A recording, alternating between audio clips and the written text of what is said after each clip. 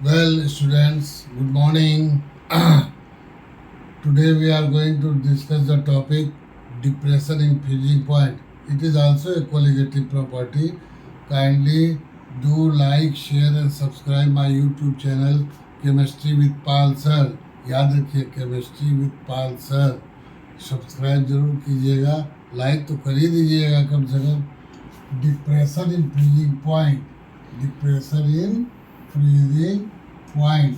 The first question arises that what is freezing point? Freezing point क्या होता है? तो freezing point is that temperature at which vapor pressure of solid and liquid are in equilibrium. Vapor pressure of solid and liquid are equilibrium. अगर graphically समझा जाए तो suppose ये आपका ग्राफ है, इधर हमने ले लिया वेपर प्रेशर, ये एलिवेशन इन बॉइलिंग पॉइंट और depression in freezing point vapour pressure से ही डिफाइंड है। इधर हमने ले लिया टेम्परेचर, इधर ले लिया टेम्परेचर, और ये आपका वो सपोज सॉल्वेंट है, प्योर सॉल्वेंट है, प्योर सॉल्वेंट है, प्योर सॉल्वेंट। इसका टेम्परेचर हमने कम किया, कम किया, कम किया, कम किया, कम किया, कम किया, यहाँ पर आकर के ग्राफ कुछ इस टाइप का हो जाता है। This is the temperature is called T2, T2। This is the freezing point, this is the freezing point of pure water, this is the freezing point of pure water. अब जैसे ही इसमें नमक मिलाएंगे तो नमक नॉन वोलेटाइल सॉल्यूट है, इसका थोड़ा सा जो नमक है, नमक के पार्टिकल्स सरफेस पर आ जाएंगे तो जितना वेपर बन रहा था उससे कम बनेगा। There is depression in the vapour pressure of solid after adding the solute. तो ये आपकी जो लाइन आएगी ये आकर के यहाँ पर मिलेगी, यहाँ पर, और इस पॉइंट को कहेंगे T1। यहाँ पर उल्टा हो जाएगा T1। ये आपका सॉल्यूशन का है, ये आपका सॉल्यूशन की लाइन है, ठीक। In this way delta T is equal to delta TF, suppose delta TF is equal to T2 minus T1।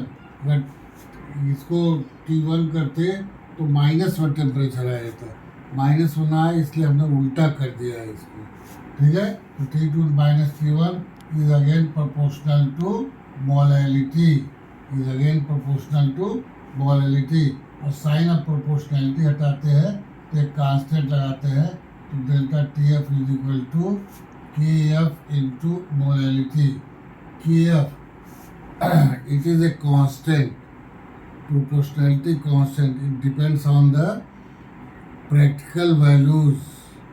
Practically करके देख लेते हैं कितना KF का मान आएगा, रखो करके तब KF की वैल्यू निकालते हैं। वाटर के लिए 0.052 कैलोरी पर मोल होता है, ठीक है। तो KF इंटू मोलैलिटी, तो KF is called depression in freezing point constant, या molal depression in freezing point constant, या क्रायोजेनिक कांस्टेंट। क्रायोजेनिक कांस्टेंट याद रखिएगा। It is equal to KF into molality is number of moles of solute upon mass of solvent in kilogram. It is again equal to KF into WB upon MB into WA upon 1000 upon 1000. Hence MB is equal to KF into WB into 1000 upon delta TF into WA. Hence we can determine the molecular weight of the solute. Note that dilute solutions are always taken. It is not valid for concentrated solutions. Thank you. Kindly do like, share and subscribe my YouTube channel Chemistry with Pal Sir. Thank you.